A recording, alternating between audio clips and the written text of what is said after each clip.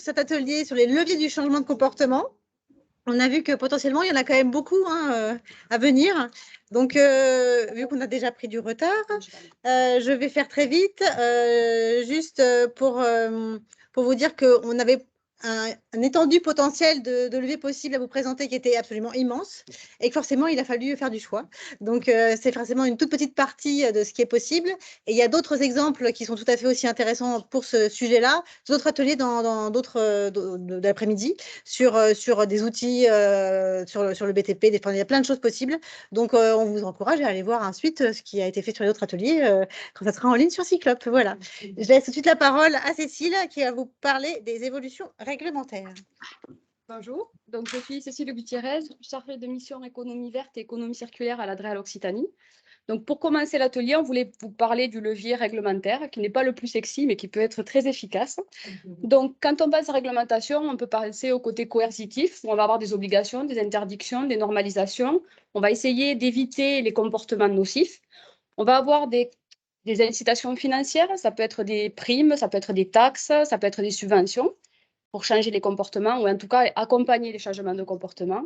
Et on peut avoir de la réglementation plus douce où on va donner de l'information, de la connaissance pour les prises de conscience qui peuvent accompagner également les changements de comportement.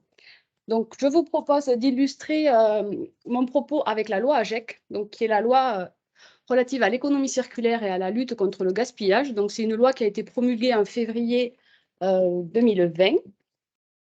Qui s'oriente autour de 5 axes principaux qui ont été repris en orange dans les tableaux.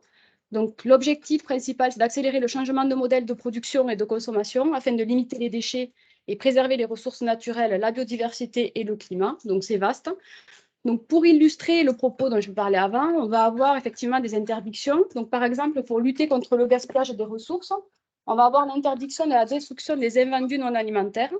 Donc, les grossistes vont avoir l'interdiction de détruire ces invendus et vont devoir se tourner vers les associations de lutte contre la précarité ou alors vers les structures d'économie sociale et solidaire. Donc, ça, c'est imposé par la réglementation. Pour le levier financier, on va avoir le fonds de réparation qui va vous être présenté juste après par les écosystèmes qu'on a eu tant de mal à avoir en visio. Donc, vous les aurez en suivant. Et alors, il m'a un peu coupé l'herbe sous le pied, Monsieur Fiolaine, mais je voulais vous parler de l'indice de réparabilité pour les équipements électriques et électroniques, où en gros, la réglementation prévoit de donner un indice de réparabilité. Donc, c'est un indice qui est sur 10. Il y a plusieurs notations qui vont être prises en compte, notamment le caractère démontable, la disponibilité de pièces de rechange, il est là-bas, la disponibilité de pièces en économie circulaire et leur prix. Et du coup, l'idée, c'est que lorsque le consommateur va aller acheter un produit, entre deux produits à peu près équivalents, on espère qu'il va se tourner vers celui qui va être plus réparable. Et ça va donc au-delà, puisqu'on va sensibiliser de façon générale l'individu pour qu'il aille vers ces comportements un peu plus vertueux. De façon générale, la réglementation, pour qu'elle tous les acteurs adhèrent et aillent dans le même sens, il ne faut pas qu'elle joue sur un seul levier. Donc, on va l'illustrer sur la sortie du plastique jetable. Donc, elle va mixer plusieurs outils. Donc, l'objectif qui est inscrit dans la loi, c'est la fin de mise sur le marché d'emballages en plastique à usage unique d'ici 2040. Donc, pour ce faire, il y a 3 gros pavés qu'on va voir. Donc, le premier, ce sont des décrets. Donc, la période 2020-2040 a été divisée en 4. Il y a des décrets quinquennaux qui vont être pris, qui a été pris pour le premier à l'horizon 2025.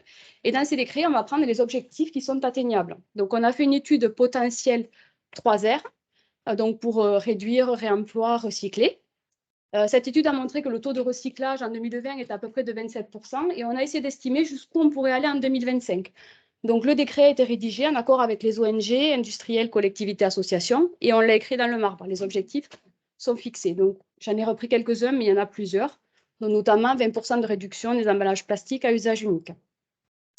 En accompagnement de ce décret qui a été pris, une stratégie nationale 3R a été développée par les pouvoirs publics. Donc, en fait, ils ont fait une étude sur 42 filières particulières où ils ont fait un état des lieux avec les enjeux, les leviers potentiels, les blocages identifiés et ils ont commencé à identifier des mesures et des actions qui pouvaient être mises en place.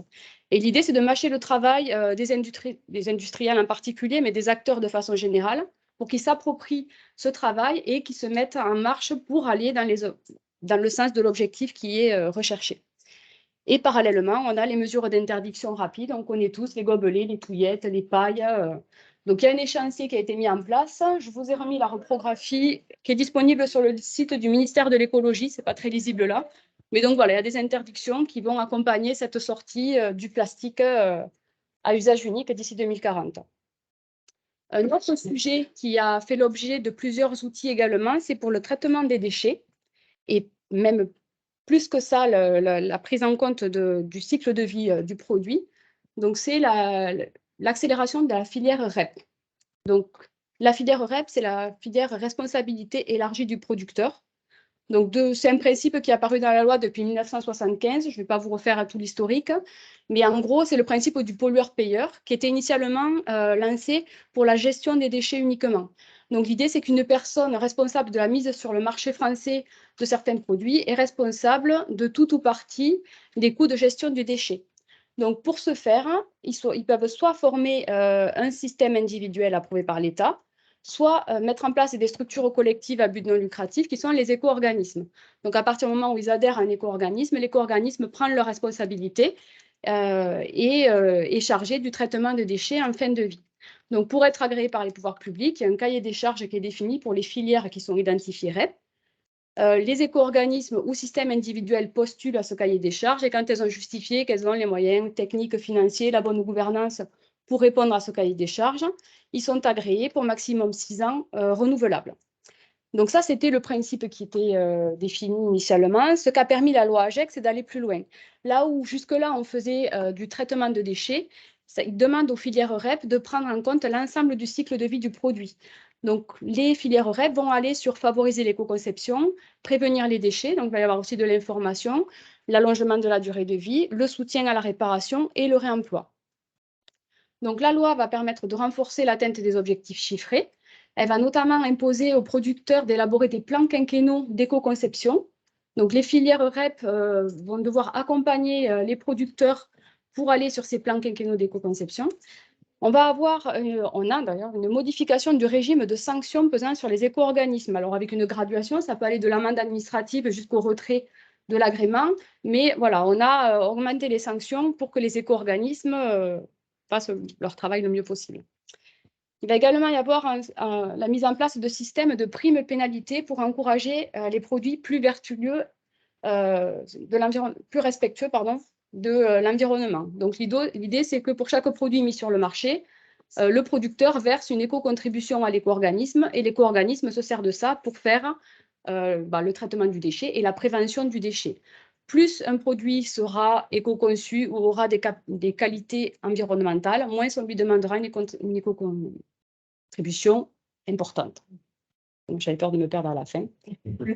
Et du coup, il y a la création également de nouvelles filières. Donc, en couleur, toutes les filières qui étaient déjà effectives, qui sont déjà effectives.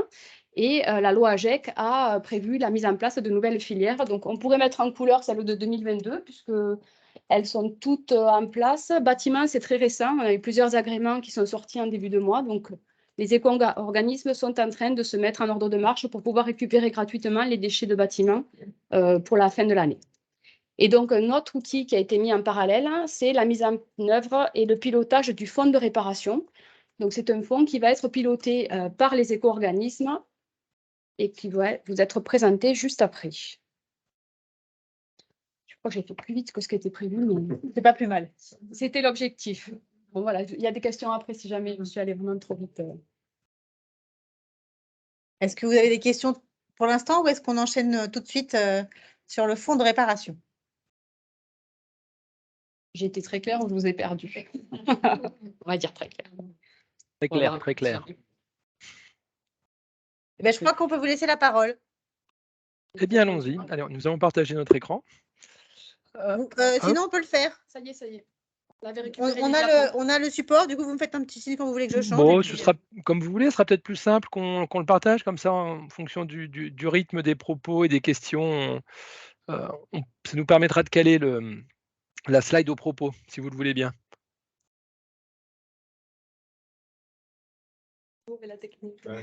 Alors, voyez-vous notre écran? Oui, non. Non. Non? Chloé non plus? Pardon. Je le vois bien de mon côté. Alors à ce moment-là, C'est bon. si c'est bon Ça pour tout le prend un monde? petit peu de temps, ouais. Allez. Parfait. Eh bien, merci de nous accueillir. On va peut-être se présenter rapidement, Chloé et moi. Ouais. Du coup, Chloé Charrier, chargée d'économie sociale et solidaire chez Écosystème. Et Basilos Rignotis, moi je suis directeur adjoint au fonds réparation. J'ai la charge de mettre en place les fonds réparation sur les 3 filières pour lesquelles nous sommes agréés. La filière des équipements électriques et électroniques, la filière des articles de bricolage, jardinage thermique et la filière des articles de sport et loisirs.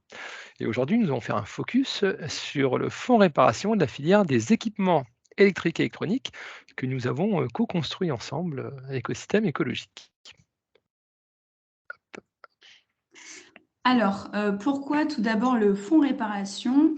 Comme notre collègue l'a dit un peu avant, il y a eu la loi AGEC qui a été promulguée en 2020 et qui impose des mesures concrètes en faveur de l'allongement de la durée de vie des EEE. Et donc, les éco-organismes ont été missionnés pour mettre en place ce fonds réparation, puisque, en fait, on s'est rendu compte qu'il y avait des freins à la réparation chez les consommateurs, d'une part par manque de confiance envers les réparateurs et d'autre part puisque le prix de la réparation était parfois perçu comme étant trop élevé. Donc c'est un dispositif vraiment d'incitation financière pour motiver les consommateurs à réparer plutôt qu'à acheter du neuf. Et donc, le label Quali-Répar va permettre de créer un réseau de réparateurs labellisés pour renforcer le réflexe de la réparation hors garantie des produits. Parfait. Alors, je suis les slides en même temps. Alors effectivement, comme le disait Chloé, vous avez peut-être remarqué que les missions des éco-organismes avaient évolué. Tout à l'heure, on nous présentait les différentes filières. Et c'est vrai qu'en 2005-2006, les éco-organismes avaient pour vocation plutôt à gérer la fin de vie des équipements, donc des déchets d'équipements. Et au fil des réagréments, les éco-organismes sont habilités de missions de prévention de la production de déchets. Alors, qui dit prévention de la production de déchets, dit prolongement de la durée de vie et réduction de l'utilisation des matières premières ou des matières premières secondaires. Donc, lorsque les pouvoirs publics ont défini dans la LAGEC le fonds réparation, ils ont fait appel à des études de sensibilité à la réparation, mais également des études de préfiguration afin de connaître un peu le marché de la réparation, d'en comprendre les freins. Et comme le disait Chloé, il y a les freins qui sont identifiés, qui vont être traités par le fonds réparation EEE, qui sont entre autres des freins économiques et de confiance au marché de la réparation, mais également d'autres freins qui font que les consommateurs ne réparent pas. Et cela, malheureusement, on n'a pas de levier dessus via notre dispositif Quali-Répar que nous allons vous présenter. Ce sont l'obsolescence des fonctionnalités ou alors la fonction sociale du produit. Et je m'explique, je vais prendre l'exemple d'un smartphone. Si votre smartphone est trop vieux pour aller sur WhatsApp et qu'il tombe en panne, vous n'aurez pas tendance à le réparer, vous aurez plutôt tendance à le remplacer parce qu'il n'offre plus les fonctionnalités attendues. Si vous souhaitez avoir toujours le dernier modèle et que votre iPhone 13 tombe en panne et que c'est vraiment important pour vous d'avoir le dernier modèle, plutôt que de le faire réparer, vous achèterez l'iPhone 14 et là, on est dans une utilité sociale du produit. Donc ces leviers ne peuvent malheureusement pas être abordés par les fonds réparation. Néanmoins, les leviers financiers et les leviers qui traitent, en tout cas qui couvrent la confiance du consommateur envers ses réseaux de réparateurs a été pleinement développé. Donc, pour ce faire, Écosystème et écologique ont mis en place un dispositif d'accompagnement à la réparation des équipements à garantie qui s'appelle Quali-Répar. Quali-Répar, donc, comme il est écrit, c'est un nouveau label qualité pour les réparateurs d'équipements électriques et électroniques, commun aux 2 éco-organismes, donc Écosystème et écologique, et il découle bien de la création du fonds réparation. Alors, Quali-Répar, c'est quoi? On a dit que c'était un label. Donc, un label, c'est quoi? C'est une marque de reconnaissance pour les réparateurs. Pour être labellisé, un réparateur doit avoir un niveau de compétence, sur les produits qu'il va proposer à la réparation. Par conséquent, ce label va permettre d'identifier les professionnels et les professionnels compétents sur le produit à faire réparer. Ce label va permettre aux réparateurs labellisés de donner accès à un soutien financier vis-à-vis du consommateur. Une réparation effectuée sans label Quali-Répar va avoir un prix. Je prends un exemple, 100 € TTC. Une réparation effectuée par un réparateur labellisé sur un produit éligible va coûter 100 € moins le montant du soutien financier proposé par le dispositif Quali-Répar. D'accord? Donc, c'est une réduction du prix de la réparation. Et vous voyez déjà qu'avec ces 2 points, on lève déjà les 2 freins qui sont le frein financier, car on allège la facture du consommateur, et le frein lié à la confiance au réseau de réparation, car le label Quali-Répar va garantir un niveau de professionnalisme et de compétence du réparateur qui sera adressé. Et enfin, c'est également un dispositif qui permet, tant pour le consommateur que pour le réparateur, d'être mieux identifié. Je m'explique, ça permet au réparateur d'être facilement identifié par le consommateur via la mise en place d'un annuaire des réparateurs labellisés. Donc, pour faire très simple, hein, on peut dire que le dispositif est axé sur 3 piliers. Un fonds réparation qui est un fonds financier qui est abondé par les metteurs sur le marché d'équipements électriques et électroniques. Ce fonds financier va permettre aux réparateurs de proposer un soutien financier aux réparations des produits hors garantie et détenus par des consommateurs, donc le grand public, hein, des consommateurs ménagers. Et enfin, ce dispositif sera identifié par un réseau de réparateurs labellisés qui permettront d'effectuer la réparation, de déduire le montant du soutien et ensuite de se faire rembourser par les éco-organismes. Donc, pour illustrer ce que vous a présenté Basilios, par exemple, si vous allez voir un réparateur qui sera labellisé Quali-Répar pour réparer, par exemple, votre machine à laver, le coût de la réparation vous sera estimé à 115 €. Mais finalement, donc, le consommateur va payer seulement 90 € puisque le reste, donc les 25 € restants, seront remboursés au réparateur sur facture. Donc, les 25 € seront redistribués par les éco-organismes, écosystèmes ou écologiques aux réparateurs labellisés. Exactement. Voilà. Suite à soumission des éléments de preuve qui sont simples, qui sont la facture de réparation, la photo du produit et la photo de la plaque signalétique. Pourquoi la plaque signalétique? On nous pose souvent la question, car certains produits sortent des réseaux pour des raisons de non-conformité ou d'irréparabilité. Et généralement, quand ces produits sont sortis du circuit, on leur retire leur identification. Donc un produit qui reviendrait d'une manière ou d'une autre dans le circuit sans plaque ne serait pas éligible au fonds réparation. Et donc, Chloé vous a parlé de 25 € sur un lave-linge. Oui, c'est un lave-linge. Alors, le montant du soutien est variable en fonction du produit. Il y a 68 produits éligibles, donc chaque produit a un montant de soutien. Et vous voyez que les produits ne rentrent pas dans le dispositif label Quali-Répar dès 2022. Il va y avoir une progressivité temporelle qui va aller de 2022 à 2027. Pourquoi? Parce que on nous demande des objectifs, des objectifs estimatifs d'augmentation de la réparation qui sont différents par catégorie d'équipement. Et surtout, le fonds est doté d'un montant qui va de 20 millions € en 2022 à 102 millions € en 2027. De fait, pour pouvoir respecter cette progressivité, on doit également respecter une progressivité des équipements éligibles à la réparation. Donc on démarre en 2022 avec des produits fortement représentatifs et fortement réparés. Et ensuite, il y a d'autres produits, une grande majorité des produits qui arrivera dès 2023. Et ensuite, on peut appeler ça la queue de la comète en 2024, en 2025. Et pour Est-ce que vous finir, pouvez comment...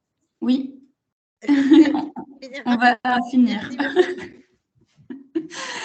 Pour finir, la dernière slide sur comment devenir un réparateur labellisé. Premièrement, il faut qu'il complète un formulaire en ligne sur le lien qu'il y a d'inscrit, donc demande-label-calirepar.fr, ce qui lui permettra de recevoir un devis de la part d'un organisme qui va ensuite réaliser un audit sur place pour le labelliser ou non. Donc, suite à cet audit, il y aura un rapport qui donnera son avis favorable, sous réserve, etc. Le comité de labellisation validera ou pas le label pour le réparateur. Et s'il est labellisé, le réparateur recevra une attestation de conformité et un audit de suivi sera réalisé dans les 18 mois qui suivent l'obtention de ce label. Et ce label est valide pendant 3 ans.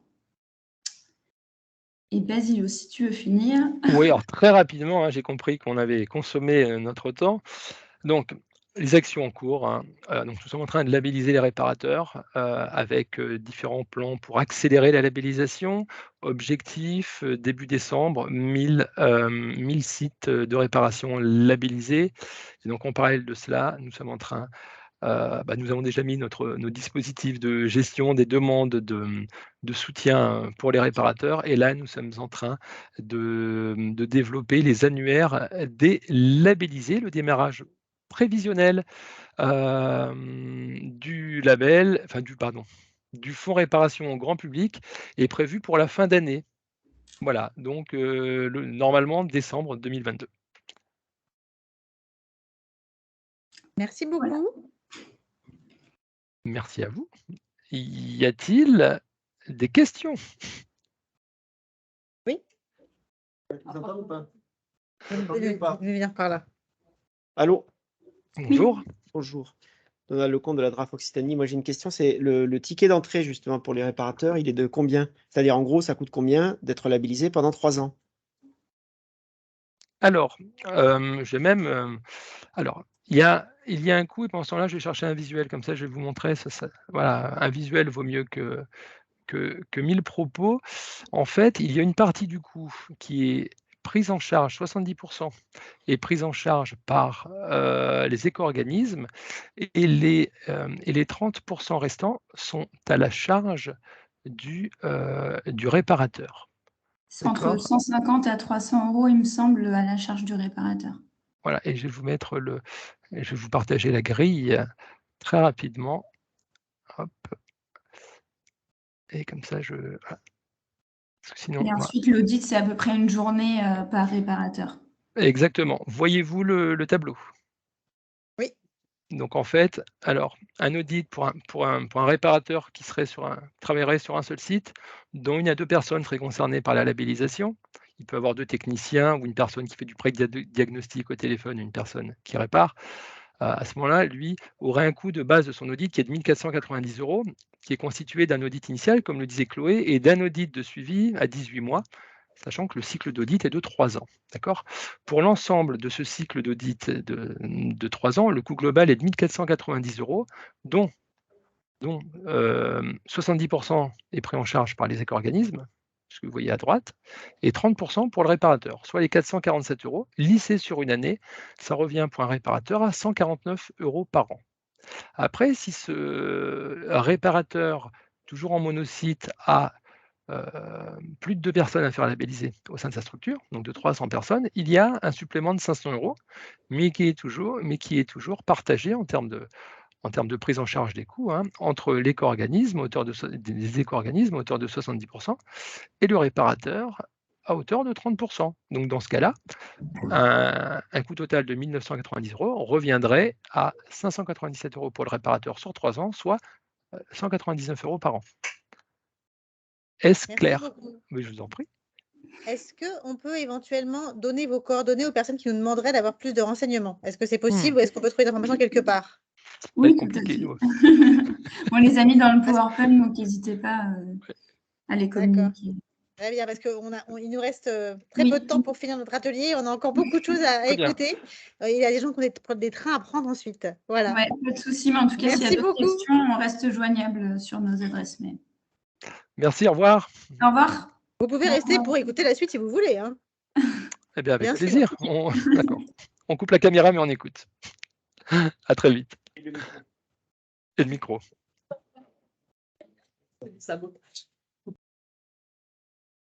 Je crois que c'est à vous. C'est moi? Non. Ah, Les chaussures. On passe les chaussures. Vous avez compté?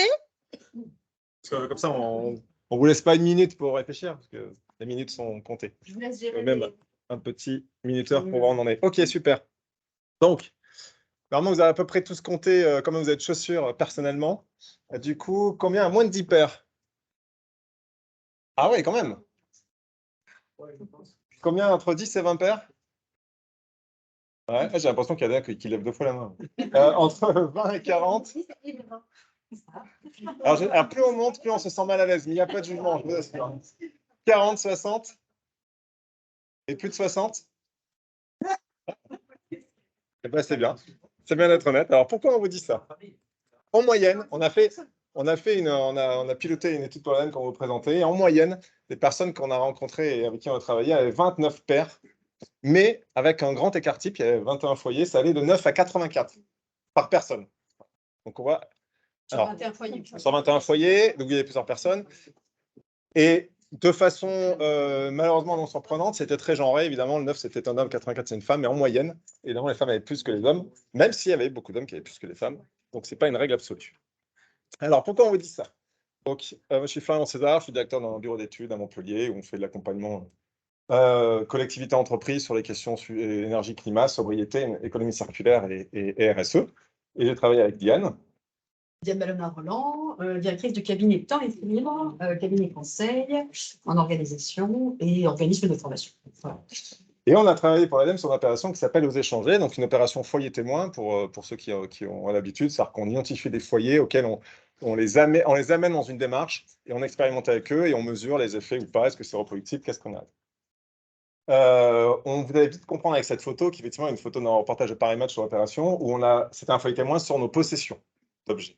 Et quand on sort toutes ces possessions, on se rend compte qu'on en a beaucoup. Alors, c'est quoi exactement cette opération? On a impliqué 21 foyers d'avril à octobre 2021. L'idée, c'était de les amener à s'alléger, donc à faire le point sur leur possession et à réfléchir à ce qu'ils avaient vraiment besoin et ce dont ils pouvaient éventuellement se séparer sur 6 types d'objets. Alors, je ne fais pas le descriptif. Pourquoi ces 6 types? C'est parce qu'on l'a vu, c'est aussi en lien avec les filières REP. L'idée, c'était aussi d'en profiter pour compter un peu les possessions des gens et voir ce qu'ils avaient. Mais ça allait à des choses comme les vêtements et les chaussures, à des choses un peu moins fréquentes comme le mobilier. Donc, est-ce que vous avez déjà compté le nombre de canapés? Ça va assez vite en général pour les compter, mais là, quand vous commencez à compter les tiroirs de votre cuisine, c'était un peu autre chose. Et on s'est appuyé sur 6 home organizers pour les accompagner. En gros, des professionnels de l'organisation dont c'est le métier justement de vous accompagner à faire le point et à savoir vous alléger, vous désencombrer. Diane en parlera juste un peu plus après. Les objectifs, ce n'était pas uniquement de faire compter et de vider les placards, évidemment. C'était vraiment d'aider à prendre conscience et à comprendre les comportements de consommation, ses propres consommations. Pourquoi j'ai tous ces objets? Comment ils sont arrivés chez moi et qu'est-ce que j'en fais au quotidien? Et du coup, les accompagner vers plus de sobriété et réfléchir. Le pas d'après, je me suis beaucoup encombré. Pourquoi? Qu'est-ce que je peux faire pour moins gaspiller? Puisqu'on va voir que c'est quand même du gaspillage. On ne rentre pas dans le détail des résultats, puisque c'est plutôt les leviers qu'on a utilisés qu'on va présenter, mais c'est des résultats vraiment impressionnants. Je vous invite vous aurez le lien pour les résultats. C'est un objet sur 3 en moyenne dont les foyers se sont séparés, dont on peut, en allant vite, dire qu'ils étaient finalement inutiles ou devenus inutiles chez eux, parce qu'on ne se servait pas, et jusqu'à 72% des vêtements des foyers. Et surtout, ce qui était frappant, c'est qu'une fois qu'ils ont fait ça, ils ont tous une grande satisfaction, des notions de légèreté, plein de choses extrêmement positives après l'opération et une vraie prise de conscience de leur consommation. Donc, ça a été vraiment une forme d'électrochoc. Et le premier point de levier qui a été cet électrochoc et qui a aidé à ce changement de comportement, c'était de commencer par cette question: combien vous avez de chaussures, combien vous avez de jeans et combien vous avez d'écrans, donc par personne et par foyer. Et ensuite, comptez-les. Et en moyenne, ils disaient avoir 16 paires, enfin, ils pensaient en avoir 16, et ils en avaient 29. Donc déjà, on est quasiment du simple au double. Donc ils se sont dit, ah, mais j'ai 2 fois plus de paires de chaussures que ce que je pensais. Pour certains, l'écart est évidemment beaucoup plus fort. Bon, c'est un tiers de plus pour les jeans, et pour les écrans, c'était assez proche, même si c'est intéressant de se dire qu'on n'en a pas beaucoup et qu'on ne sait quand même pas tout à fait combien on en a dans notre tiroir, etc. Donc tu vas bâtir, c'est une claque dans la gueule. Pour beaucoup, vraiment, cet exercice va dire, mais en fait, tout ça, je ne savais même plus que j'avais ça. Je ne pensais plus à cette vieille paire de chaussures qui ne sert à rien parce qu'elle est trouée. Et qu'est-ce que j'en fais? Ce qu'on appelle, nous, les objets dormants. C'est ça, exactement. Un petit peu, hein. Donc ça, vraiment, réaliser qu'on ne sait pas tout ce qu'on a, c'est un vrai facteur de changement. Alors, sachant qu'on les a amenés à compter, effectivement, sur les 6 catégories d'objets. Hein, donc, ça a été un travail colossal de comptage, justement, qu'on ne fait pas, nous, spécifiquement de notre métier. Alors, le deuxième levier de l'engagement, c'était effectivement de leur proposer, pendant 3 mois, voire même un peu plus, 4 mois, un accompagnement spécifique par, effectivement, une home organizer, donc une professionnelle de l'organisation et du rangement dans les espaces de vie des foyers, avec effectivement 5 temps clés. Donc, ça a été quand même une grosse machine, hein, cette opération. Un premier temps de rencontre sur une demi-journée où on fait le tour effectivement des espaces de vie, des espaces de stockage aussi, où on fait connaissance et on les questionne aussi sur leurs habitudes de consommation aussi. Une deuxième journée pleine avec donc leur home organizer attitré, puisqu'on en a mobilisé 6, où ils ont été amenés à compter effectivement tous leurs objets, dans des tableaux qu'on avait mis en place pour poser, etc. Trier également, les accompagner effectivement dans le tri, ce qui n'est pas forcément évident, parce que est-ce que ça je garde, est-ce que ça je ne garde pas, comment est-ce qu'on ventile, justement, et puis c'est là où on prend conscience effectivement, comme le disait Florian juste après, de tout ce que l'on possède et que l'on avait oublié qu'on possédait. Alors, ce sont les objets qu'on garde au cas où. Donc, tout ce qui touche, en fait, au gaspillage des objets. Tout ce que l'on stocke, finalement, sans s'en rappeler. Tout ce qui touche aussi au renouvellement, etc., etc. Une troisième journée plutôt axée sur le désencombrement. Une fois qu'on a trié, ce qu'on ne souhaite plus garder, qu'est-ce qu'on en fait? Donc, alors, on va parler effectivement de faire sortir les objets, donc de flux sortants. Et surtout, l'idée, c'était justement de ne pas trier, désencombrer, alors un petit peu façon Marie Kondo, et de se dire, voilà, je jette, par exemple. L'idée, c'était vraiment de le faire de façon respectueuse de l'environnement, donc en allant chercher les différentes filières de désencombrement. Est-ce que je peux, plutôt que de jeter, donner, trier, troquer, échanger, vendre, éventuellement mettre de côté, réparer, etc., etc. Et puis recycler, et en dernière intention, évidemment, amener à la déchetterie, vraiment en dernière intention. Et puis, une quatrième journée sur, plus spécifiquement, son rapport à la consommation. Comment est-ce qu'on peut finalement intervenir en amont de l'achat ou de l'acquisition, justement, des objets, éventuellement différents certains achats, en peut-être imaginant d'autres solutions. Alors, quand on sait effectivement qu'une perceuse, on prend souvent l'exemple, la durée de vie d'une perceuse dans une vie, justement, c'est 10 minutes. Voilà, donc on peut peut-être louer, l'utilisation. Donc, on peut peut-être louer, troquer, trouver d'autres solutions, etc. Et puis, on leur a demandé surtout, effectivement, de prendre des engagements. Et on est revenu donc les voir 3-4 mois, on va dire, plus tard, pour voir s'ils avaient pu tenir leurs engagements et si, effectivement, il y avait eu un impact. Alors, l'impact, on avait pu le mesurer déjà à la fin de l'accompagnement, mais justement, après un petit peu de recul, quelques mois de recul, voir comment, effectivement, ils ont pu modifier leur rapport à la consommation et tendre, effectivement, progressivement vers plus de sobriété et vers une consommation plus responsable et plus sobre. Alors, du coup, il va falloir faire plus sobre sur d'autres diapos en termes de temps. Oui, c'est ça. Alors, rapidement, donc je vais aller très très vite, on a mis en place effectivement pas mal d'outils de suivi. Donc, ils ont été effectivement, on les a, voilà, parce que le risque identifié dès le départ, c'est que comme on leur a demandé beaucoup de choses, c'était d'être sûr qu'on ait suffisamment de foyers témoins à la fin pour que l'étude soit significative. Et donc, on a vraiment mis le paquet en termes d'outils d'engagement. Donc, on leur a fait signer effectivement une charte d'engagement, vos engagements, les engagements de l'ADEME, puisqu'on l'a mené avec l'ADEME, et de la Home Organizer, des entretiens semi-directifs assez approfondis quand même à chaque rencontre, à chaque moment de rencontre, un journal de bord hebdomadaire pour prendre un petit peu la température, savoir comment ça se passait, comment. Voilà. Donc, ça a effectivement été très chronophage pour eux. Un groupe WhatsApp entre les foyers et les HO pour home organizer. Et puis, ce qu'on avait oublié de mettre aussi là, c'était on les a rencontrés aussi en visio. Donc, on les a réunis sur plusieurs visios pour avoir un petit peu le retour pendant l'accompagnement, pour les encourager. Ils Pour se les soutiennent soutenir. mutuellement parce que c'était un Voilà. exercice difficile. Et puis, l'accompagnement en elle-même de la show a été aussi significatif pour les amener au bout. Alors, ce qu'on n'a pas dit, c'est qu'on avait aussi beaucoup d'outils type entretien semi-directif, journal de bord, qui servaient parce qu'on avait un comité de recherche impliqué, parce qu'il y a aussi Là, on a plus de 400 heures, je crois, d'entretien, du coup, qui sont analysés par les chercheurs dans d'autres objectifs. Et on a créé aussi, déjà pour les foyers, et puis aussi pour que ce soit mis à disposition du grand public par la suite, donc différents outils méthodologiques, alors un tuto grand public, comment faire de la place chez soi, comment est-ce qu'on trie, comment est-ce qu'on donne, comment est-ce qu'on désencombre, etc. Et ne pas se réencombrer, pour que ce soit pérenne dans le temps. Un jeu de cartes avec effectivement des quiz, défis minutes, challenge, qui a été testé avec les foyers et qui peut être téléchargeable sur le site de l'ADEME aussi. Différentes fiches outils sur effectivement trier pour s'alléger, prendre conscience du gaspillage, se séparer de ses objets, le gaspillage des objets, etc. Et on a fait aussi un guide à destination des home organizers, des professionnels aussi, pour qu'elles puissent sensibiliser leurs clients à une consommation, déjà un désencombrement plus respectueux de l'environnement et une consommation plus responsable. Et donc, on va très vite, mais vous retrouverez tout le résultat, ceux qui vous intéressent, sur la bibliothèque de l'ADEME. On va demander aussi de dire un peu si on souhaite le refaire sur un territoire, quels sont un peu les points clés. Alors, nous, il y avait effectivement un fort volet recherche et lien aussi. C'est la première fois que l'ADEME mettait les pieds chez les gens, finalement. Donc, on nous a demandé de tout faire compter, ce qui était extrêmement lourd, extrêmement pénible. Donc, il ne faut sans doute pas tout refaire comme ça. Mais comme je vous l'ai dit, le fait de poser quelques questions et de compter quelques objets emblématiques ou clés, évidemment, c'est un vrai déclic pour les gens. Moins de temps de présence d'accompagnateur. Là, on avait quand même 4 journées entières, enfin 3 journées entières plus 2 demi-journées de présence avec, voilà, en individuel. Donc, il y a sans doute moyen de faire moins, de faire plus collectif. Et des home organizers qu'on a formés aussi. On a formé avant ces questions.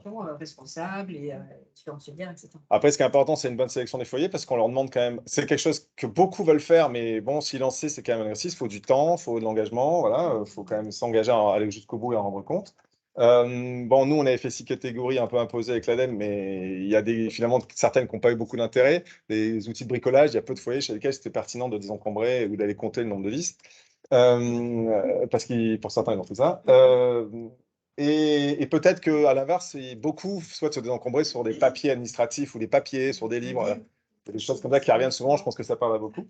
Donc peut-être en collectif plutôt qu'individuel. Alors évidemment, il faut bien choisir ses professionnels si vous vous faites accompagner par la professionnelle, parce que là, pour le coup, enfin je dis là, parce que c'est majoritairement des femmes, mais le ou la professionnel, parce que c'est quand même un vrai levier là, d'entraînement, d'engagement et de mobilisation, d'avoir un professionnel comme ça, mais il faut quelqu'un qui ait lu le guide qu'on a fait. Voilà. Et sachant qu'il y en a dans toutes les régions et qu'il y en a effectivement un certain nombre dans la région. Et puis d'être avec eux et elles pour co-construire la méthode et que tout le monde soit à peu près d'accord. Oui. Voilà, je crois que j'ai à peu près quasiment tenu le timing. Et du coup, on laisse, là, c'est des verbatims, donc vraiment quelques phrases clés, une petite sélection, parce qu'on en a beaucoup qu'on a mis qui illustrent la discussion et qu'on peut laisser, si vous avez des questions-réponses pendant ce temps-là, en fond. Et ici, vous retrouvez le lien vers la librairie. Vous échangez sur la librairie de l'ADEME et ça ressort. Vous retrouvez les outils, les résultats, une synthèse, le rapport de recherche, etc. Voilà. On a eu beaucoup, aussi peut-être le signaler, beaucoup de retours presse, de grosses communications sur un plan national. On a eu tous les médias. Donc, il y a un vrai intérêt aussi médiatique sur le sujet aussi. Oui. Enfin, on fait des questions-réponses maintenant ou pas? Deux. Ah.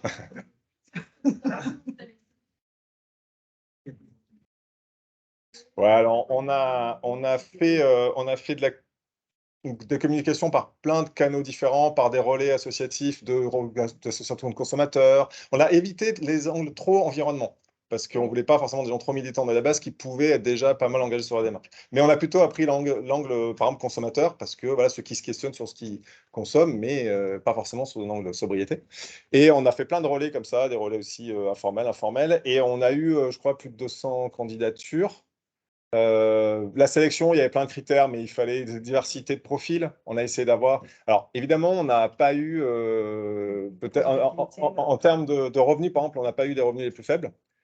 qui de toute façon ne sont pas forcément ceux qui sont plus encombrés ou qui achètent le plus. Finalement, quand on a une grande maison et qu'on a des moyens, c'est aussi là, des fois, on besoin le plus, donc il y a l'intérêt. Mais voilà, on a eu des représentants, essayé d'avoir une certaine diversité. Fallait pas qu'ils aient déjà désencombré ou qu'ils aient fait appel à un HO. On leur demandait le type de motivation, plutôt entrée environnement, plutôt entrée salle léger soi, vie de famille, etc. Voilà. Donc tout un mix. Vous retrouvez ça dans la méthode du rapport, vous trouvez ça. Voilà. Et puis, un vrai engagement, ceux qui avaient du temps, ceux qui nous disaient, moi, je pourrais faire ça mon samedi après, mais une fois par mois, bon, c'était un peu chaud, quoi. Ouais. Et le risque, il était là aussi, dès le départ. Bon, il y avait 22 foyers au départ, il y en a un qui n'a pas pu pour des raisons externes. Mais, On avait quand même prévu éventuellement un petit bonus incitatif qu'on n'a finalement pas eu à utiliser. Parce que par contre, ceux qui s'y lancent, une fois qu'on les a bien sélectionnés, je peux vous dire que c'est dur, ils souffrent tous, mais dès qu'ils ont passé l'étape du tri, ils ont le sourire. Je ne sais pas, il y avait... Ouais. Pas qu'il y avait le mal.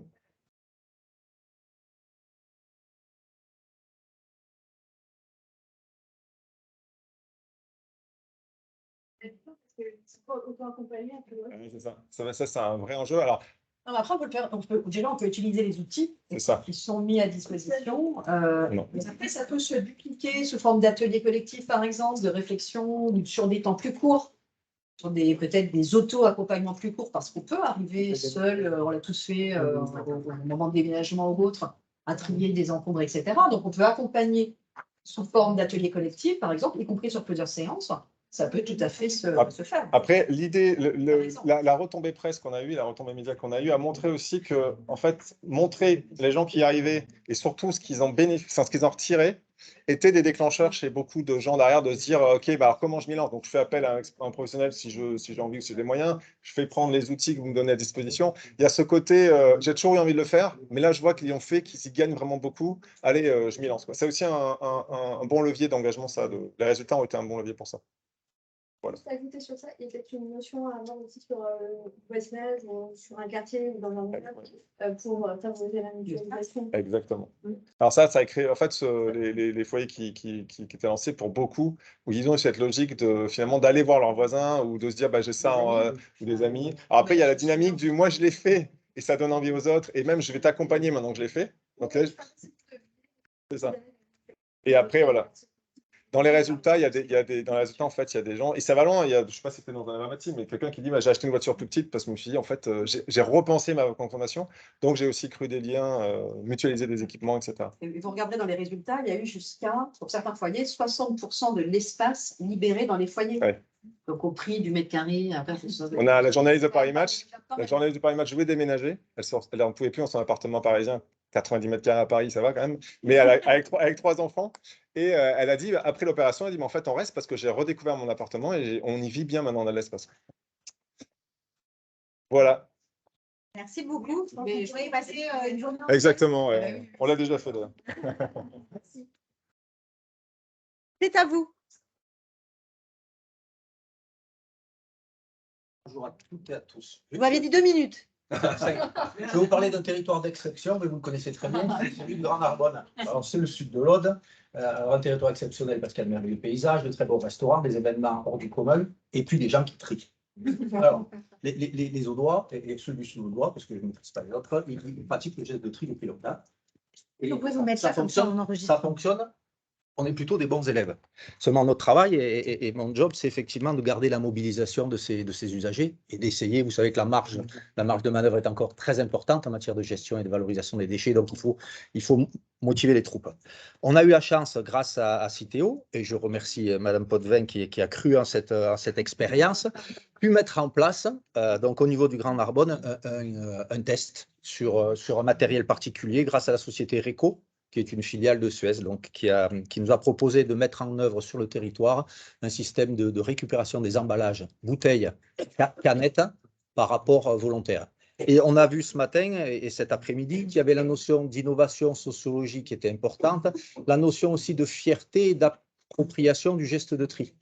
Donc je me suis dit, super, notre exemple, il est dans ce contexte-là, finalement. Donc je vais essayer de vous résumer ça en 2 minutes 30. Le RECO, c'est une boîte, c'est un box qui a effectivement une zone d'opercule pour positionner les emballages, qui est un outil qui se met à l'extérieur. Donc ça, cet avantage-là. Donc après le calicotage, vous imaginez tout ce que vous voulez, qui est autonome. un branchement électrique et qui fonctionne. Donc, c'est ce que je vais vous présenter. On avait choisi 2 typologies de mise en œuvre. Donc, un Narbonne-Plage qui était sur un flux assez passant. Hein. Donc, je vous ai dit 130 000 habitants et 250 000 habitants en quelques jours au mois d'août. Donc, on a cette typologie saisonnière qui est un avantage, mais une contrainte pour le territoire. Et sur Fleury, on avait mis en place le dispositif donc près d'une école, parce qu'on voulait voir un peu quel était l'impact en termes de sensibilisation et d'appropriation par les jeunes. Voilà. Donc, c'était bien un choix de mise en œuvre pour une consommation et du tri hors foyer, hein, puisque là, on est sur le domaine public, hein, on n'est pas sur l'habitat. Le système est assez simple. Vous rentrez vos bouteilles. On a une chaîne de tri optique dans la boîte, elle est ouverte, bien sûr. Vous avez 4 conteneurs de tri classiques. Et donc, après, vous récupérez soit vos canettes, soit vos bouteilles. Le système, il est effectivement informatisé, évidemment, avec un dispositif qui permet d'apprendre à utiliser les mécanismes, mais c'est assez simple. L'intérêt, c'est qu'effectivement, l'usager vient s'inscrire, soit il fait des dépôts directs au niveau de la borne, soit il s'inscrit avec son smartphone, il a un programme, donc il rentre ses coordonnées, etc. Et puis, il faut faire des comptages de ce qu'il amène sur la boîte. L'intérêt du dispositif, on l'a vu, c'est facile à collecter puisque c'est des bacs, des conteneurs classiques. C'est fabriqué sur le territoire, c'est un plus. Ça accepte des contenants, donc il n'y a pas de difficulté. Le système reste assez propre. Il est sur le domaine public. On peut personnaliser les récompenses parce qu'effectivement, l'idée, c'est soit de récompenser l'utilisateur ou des associations. C'est le choix que nous avons fait. On le verra tout à l'heure. Et bien sûr, un dispositif qui est sans contrainte en termes de robustesse. Qu'est-ce qui était intéressant pour nous, c'était effectivement l'intérêt d'avoir une image vertueuse sur un nouveau geste de tri, hein, pour la collectivité, d'avoir un produit innovant, de tester le dispositif, parce qu'effectivement, là aussi, l'entreprise s'est servie du test pour fiabiliser sa machine. Hein. C'est quelque chose qui était en mode de développement, donc ça avait un double intérêt, et pour la collectivité, pour l'usager, mais aussi pour l'entreprise, de fiabiliser son matériel. Et d'essayer aussi, on le sait, de capter des nouveaux usagers sur le tri avec quelque chose d'innovant. Donc, l'incitation au geste de tri, garantir que la matière est recyclée, bien évidemment, hein, puisque là, on est sur… Alors, le système, il a reconnaissance. Donc, si quelqu'un amène une bouteille en verre, il y a un rejet du produit, hein, puisqu'on capte qu'une typologie de produit. Donc, ça fonctionne comme ça. Et voilà, vous rentrez une bouteille, ben non, elle ne passe pas. Elle revient, ça bloque, hein, et vous devez rentrer que des produits adaptés. Donc, il faut apprendre le geste de tri. Hein. Mais on pourrait imaginer que ce type de machine, après, se développe multiflux, donc ce n'est pas un sujet. Mais là, on était sur de l'emballage et de la canette. Hein. Voilà. Alors, la notion de fierté, elle est importante, parce qu'on a vu qu'il fallait effectivement se détacher d'un geste de tri qui était au départ sa fierté personnelle, mais là, d'adhérer à des aides telles que nous les avons mises en œuvre, en fait, on n'a pas fixé une récompense de l'usager. On a fixé une récompense d'une association, la Société nationale de sauvetage en mer, donc la SNSM, et Rescue Ocean, qui faisait des opérations de nettoyage sur le domaine public, hein, des opérations de valorisation des déchets. Donc, les gens se sont sentis un petit peu investis d'une aide associative détachée de leur petit quotidien. Alors le système, il y a très peu d'indisponibilité. La machine a très bien fonctionné. Hein. Il y a eu une réactivité quand il y a eu des petits blocages, ça a été très ponctuel. Les usagers, effectivement, les utilisateurs, ils ont été heureux de participer et d'utiliser la machine. On s'est aperçu qu'en termes de communication, ça c'est un côté intéressant. On verra que les résultats, ils sont intéressants, sensibles. Mais nous, ce genre d'opération, ça nous permet de communiquer différemment. C'est-à-dire que quand on rencontre un usager près de la machine, on va lui parler du tri. On va lui parler de la gestion des dépôts sauvages, des déchets verts, la gestion des déchets. Donc, c'est un nouveau support de communication pour la collectivité. Ça, c'est capital. Les produits étaient de très bonne qualité, puisqu'il y a des refus sur ce qu'on ne peut pas rentrer dans la machine. Vous imaginez que ce qui est collecté, c'est de très bonne qualité. Voilà. Donc, voilà un petit peu les résultats. Alors, il y a eu effectivement sur Narbonne-Plage, puisque c'était un flux usagé, il y a eu 4400 dépôts. Sur Fleury, c'était un peu plus confidentiel, il y a eu 2000 dépôts. Vous avez le nombre de bouteilles plastiques, 22 000 bouteilles déposées, 11 000 sur Fleury. Un taux de disponibilité de la machine qui dépasse les 90%. Alors, ça représente des volumes, ils sont anecdotiques, hein, sur un fonctionnement quasiment une année sur le dispositif. Il y a 800 kilos de produits qui ont été récupérés en emballage plastique et 130 kilos en canettes. Voilà. Par contre, tout ce que la mise en œuvre du dispositif a permis d'accompagner en termes de communication, ça a été important. Hein, en termes de points presse. On a eu des associations. Bon, ça, c'est le flyer. Bon, on a eu un trailer qui faisait des opérations, vous savez, de course et de nettoyage, donc qui a été associé à l'opération. Voilà les flux de produits qui ont été de très bonne qualité. Et bien sûr, au final, les élus ont pu remettre un chèque à la SNSM pour effectivement montrer ce que le produit avait amené sur le territoire. Voilà rapidement, hein, parce que je n'ai pas plus de temps. Donc, content de ça. C'est très bien, c'est parfait. Merci beaucoup. Alors, je suis désolée, on n'a pas le temps de faire des questions parce qu'on devrait déjà être retourné là-bas. Mais on va quand même. Laure ? Non, on va faire avec celui-là. C'est plus simple, on gagnera. Ah. Oui.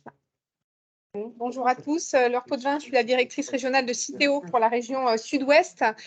Donc Cécile a rappelé tout à l'heure le principe des éco-organismes, je ne reviens pas dessus. Donc nous, on est en charge de la filière REP pour les emballages ménagers et les papiers. Et notre mission, c'est donc de limiter l'impact de ces emballages et de ces papiers sur l'environnement. Bien sûr, on intervient, et ça a été dit même par les autres éco-organismes de plus en plus, et c'est normal sur toute la chaîne de valeur. Ça commence avant tout par l'éco-conception, les nouveaux usages, le réemploi, le vrac. On est aujourd'hui beaucoup sur ces sujets. Bien sûr, le sujet de la poubelle majoritairement jaune, le sujet des nouvelles filières de recyclage. Et il y a un sujet qui est transverse à tout ça, c'est vraiment celui de l'évolution des changements de comportement, et c'est notre sujet d'aujourd'hui. Sur ce sujet-là, la communication, la sensibilisation jouent un rôle important. Donc, en fait, il y a deux leviers complémentaires qu'on essaye d'actionner. Bien sûr, on accompagne les collectivités locales sur leur projet de communication sur les territoires. Et nous-mêmes, on prend en charge un certain nombre de leviers de communication de plus grande ampleur au niveau national. Donc, ça peut être des campagnes TV comme ce qu'on peut voir en ce moment. Et c'est comme ça qu'est arrivée l'idée de cette appli sur le guide du tri. C'est une idée qui est arrivée en 2013 dans un contexte où, voilà, on le sait, les gens ont souvent un doute au moment de trier, en particulier sur certains matériaux, et ce doute, en général, il arrive quand on est devant sa poubelle et on ne sait pas trop comment faire. Donc, l'idée d'une appli guide du tri, voilà, qu'on peut utiliser au moment de jeter. Et dans une période 2013, pour certains, si vous ne l'avez pas en tête, 2012-2022, pendant 10 ans, c'est déployé au niveau national l'extension des consignes de tri.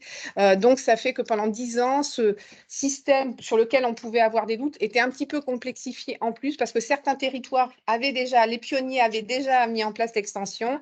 Et puis, la bonne nouvelle, c'est qu'à la fin de l'année, et en respectant l'échéance réglementaire, 100% de la région y sera. Et donc, cette appli, elle avait vraiment, donc elle est disponible sur, pardon, je n'ai pas vraiment du tout eu le temps de faire des visuels, mais je suis sûre que ceux qui ne l'ont pas encore téléchargée iront la charger. Elle vous donne de manière géolocalisée la consigne à un instant T. Donc, vous rentrez votre produit, ça vous dit la consigne de tri pour chacun des éléments constitutifs de l'emballage. Donc, ça peut être le pot ou son couvercle, en fonction de la commune que vous avez saisie, et ça vous dit quelle est la couleur du bac, la nature du bac dans lequel vous devez le déposer. C'est un point d'apport volontaire ou c'est une poubelle, elle est jaune ou bleue ou verte dans certains endroits. Et un certain nombre de collectivités au niveau national, c'est un peu plus de 500 collectivités sur 700 collectivités avec lesquelles on est en contrat, ont rentré leurs points d'apport volontaire. Donc, les points d'apport volontaire sont également géolocalisés. Et donc, vous pouvez, par un système assez simple, trouver l'itinéraire pour aller jusqu'au point d'apport volontaire le plus proche si vous ne le connaissez pas, ou un autre si celui qui est près de chez vous n'est pas disponible. Ça, c'est la fonctionnalité initiale. On essaye d'évoluer en fonction des codes de marché, entre guillemets, des attentes qui nous remontent. Et donc, on a fait 3 grandes modifications l'année dernière. On a facilité le moteur de recherche, donc on peut soit saisir une marque, soit saisir une grande famille, on met plastique et ça vous permet de sélectionner rapidement tous les plastiques, soit vous cherchez systématiquement pot de yaourt dans toutes les villes par lesquelles vous passez, donc il vous propose à chaque fois pot de yaourt en premier. Donc ça, c'est la première chose. On y a ajouté des conseils, ce qu'on appelle les triflex. Donc ça, c'est vraiment les questions qui nous remontent le plus fréquemment sur la bouteille. Est-ce qu'elle doit être propre? Est-ce qu'elle doit être sale? Est-ce qu'elle doit avoir son bouchon ou pas plié dans ce sens-là ou dans ce sens-là? Donc c'est voilà, des petits conseils systématiques qui ont été apportés. Et il y a un petit module qui permet aussi de calculer son bilan environnemental et qui donne un éclairage sur les économies d'eau, d'énergie, les nouveaux objets qui peuvent être fabriqués grâce au geste de tri. Dernières évolutions donc, de cette année, c'est la création d'un extranet pour les collectivités locales. Donc, peut-être certaines dans la salle sont déjà au courant, pour pouvoir mettre à jour plus facilement les bornes que vous avez sur votre territoire. Et donc, avant, ça se faisait par échange de fichiers. Bien sûr, on n'avait pas tout à fait toujours les mêmes fichiers. Donc là, ça permet de mettre à jour facilement ces bornes-là et de créer de l'échange entre nous. Donc, ce qui est bien. Et également, parce que c'est dans les codes du marché, une reconnaissance par code barre. Donc ça se fait un petit peu au fil de l'eau parce qu'il faut un accord avec nos clients au fur et à mesure, puis il y a quand même un petit paquet de code barre à récupérer. Mais voilà, vous n'avez même plus à rentrer le nom du projet. C'est le code de marché du moment. Ouais. C'est de faire. Super. Bon. Merci beaucoup. Merci. À la prochaine. Et n'hésitez pas à télécharger l'appli surtout.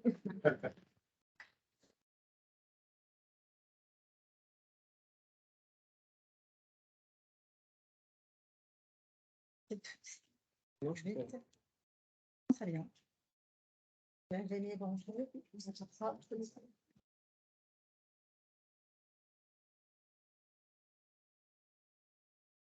Voilà, donc bonjour. Donc on m'a demandé, donc je suis Donald Lecomte de la DRAF Occitanie, direction régionale de l'alimentation, de l'agriculture et de la forêt. On m'a demandé de participer à cette journée, peut-être parce que l'État il s'est bien tourné en rond, donc on a sûrement une très bonne compétence pour l'économie circulaire. Et voilà, donc moi je vous présente ma cantine. La cantine, c'est en fait un outil. Alors, parce que dans l'alimentation, si vous voulez, l'alimentation, c'est un poste de dépense important. C'est un poste aussi où il peut y avoir des gaspillages, etc. Et où, notamment en restauration collective, il y a des outils qui sont développés pour réduire un certain nombre de gaspillages et améliorer les approvisionnements pour avoir des produits plus durables, de meilleure qualité, et si possible, réduire aussi le gaspillage en amont des filières, puisque la majeure partie du gaspillage alimentaire, elle se produit bien avant votre assiette. Elle se produit bien avant dans les. Donc, si on arrive à travailler sur des approvisionnements un peu différents, on peut réduire ce gaspillage en amont et bien sûr réduire aussi le gaspillage en aval. Et sachant qu'un des meilleurs outils de la réduction du gaspillage dans les cantines, je ne sais pas s'il y a des collectivités locales là, c'est la formation des cuisiniers parce que quand c'est bon, on ne jette rien. Voilà. C'est un premier point. Je te confirme régulièrement dans toutes les choses dans tous les endroits où j'ai pu aller et tous les projets qu'on a accompagnés, la qualité gustative permet de lutter beaucoup contre le gaspillage, bien plus qu'on imagine. Bien mieux qu'un tableur Excel. Alors, vous avez donc l'outil Ma Cantine, qui lui est un outil dans lequel il est obligatoire désormais d'être inscrit pour tous les établissements de restauration collective de France et de Navarre. Je crois qu'il y a 60 000 établissements en France, une dizaine de milliers en Occitanie. Ils devront s'inscrire s'ils ne l'ont pas encore fait, puisqu'on doit être à 10%, dans les meilleurs départements, on est à 10% d'établissements inscrits. Deuxième obligation, c'est la télédéclaration de l'atteinte des objectifs de la loi Egalim. Alors, est-ce que tout le monde a entendu parler de la loi Egalim? Donc, c'est la loi issue des États généraux de l'alimentation qui a été promulguée en 2018 et elle a été amendée par les lois AGEC dont on vous a parlé et la loi Climat et Résilience. Il a un peu modifié renforcé en tout cas certaines dispositions. Parmi les principales dispositions connues, il y a sur les approvisionnements 50% de produits dits durables et de qualité. Ça correspond à du bio, des signes officiels de qualité et d'autres certifications environnementales et autres. Je ne vais pas rentrer dans les détails parce que justement, Ma Cantine vous donne tous ces éléments, puisque par exemple, qualité des produits, quand vous êtes inscrit, ça prend une minute pour s'inscrire si on est lent. Il faut mettre son email et un mot de passe. Jusque-là, je pense que ça va. Vous avez tout qui est expliqué. Donc 50% de produits durables et de qualité et 60% pour les viandes et produits carnés et 100%, je crois, bientôt pour les établissements de l'État. Donc, par exemple, les universités. On a aussi de la lutte contre le gaspillage. Vous avez des choses autour du gaspillage alimentaire, des outils qui vous sont donnés.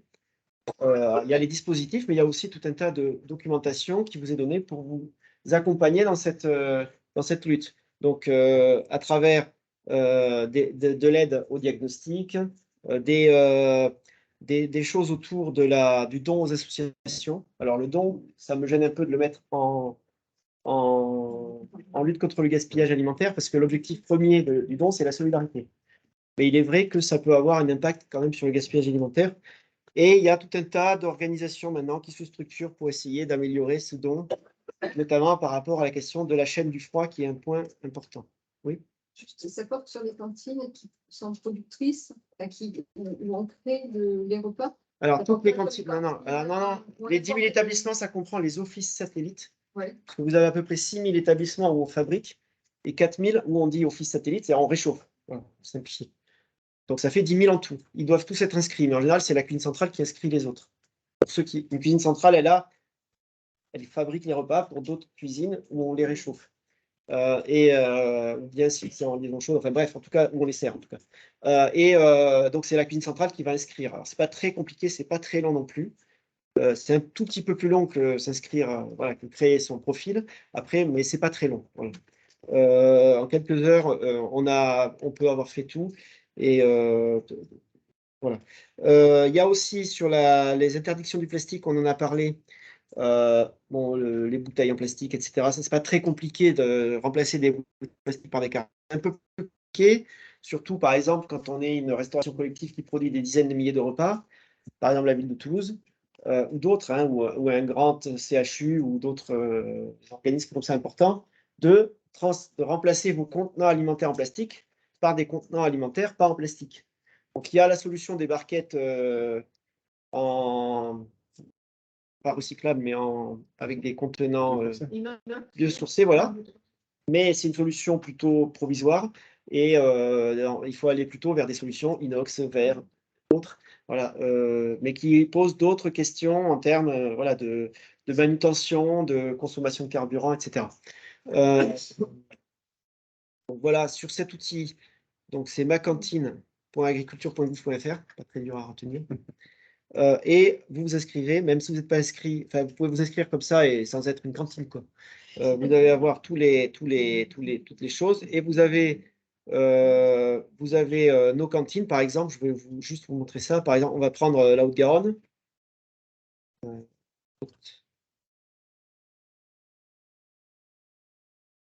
Si je prends la Haute-Garonne, voilà, je vais avoir qu'est-ce que c'est ce truc?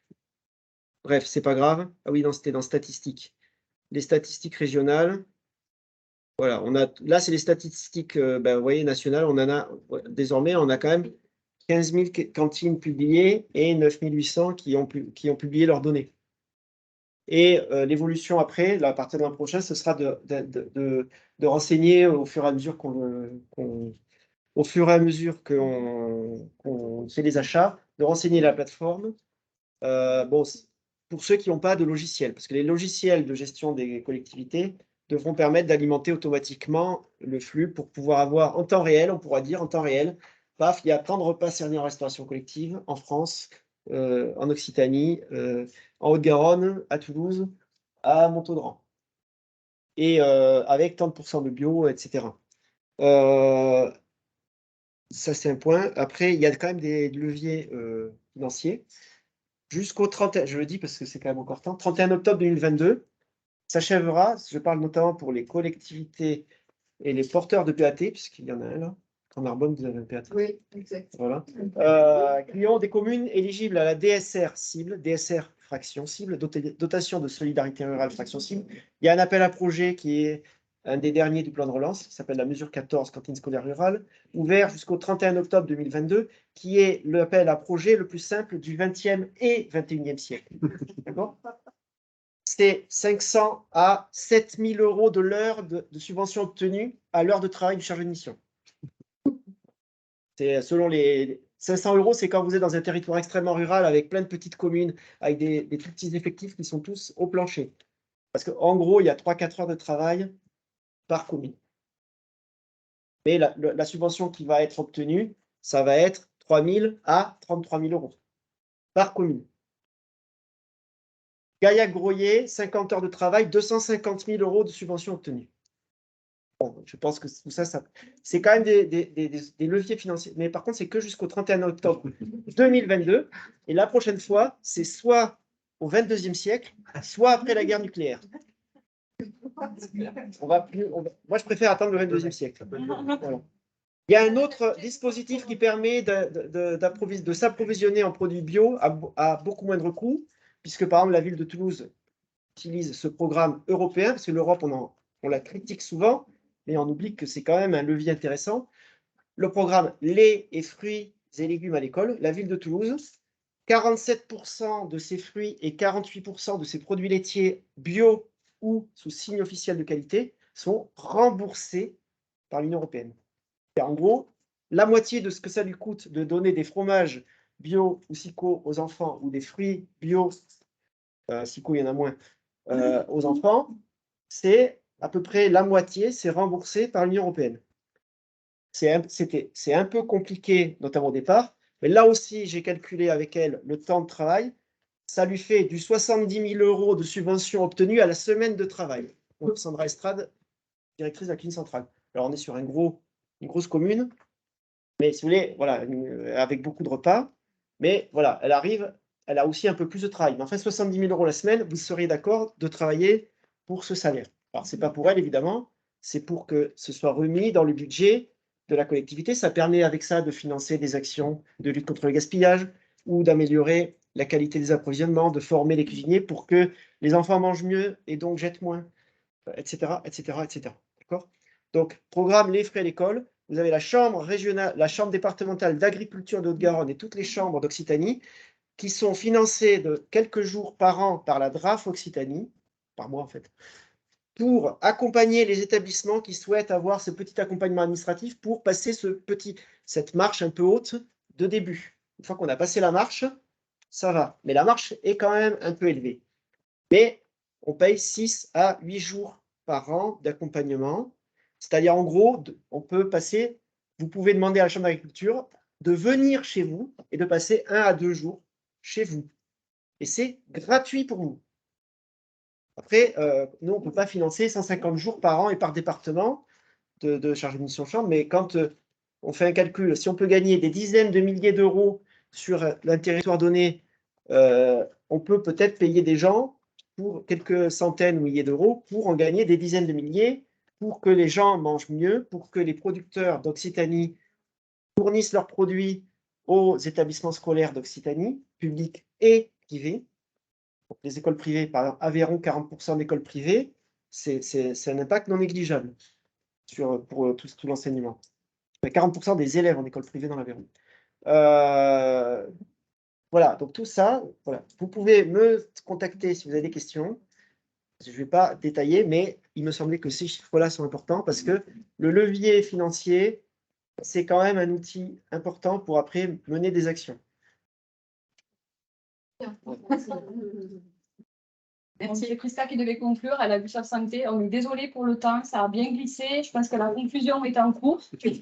Alors, vous pouvez y aller si jamais. J'espère que vous n'aurez pas trop raté. Et tous les contacts, pour les questions, tous les contacts seront, les PowerPoints seront mis à disposition aussi. N'hésitez pas à revenir vers nous. Merci. Je répète,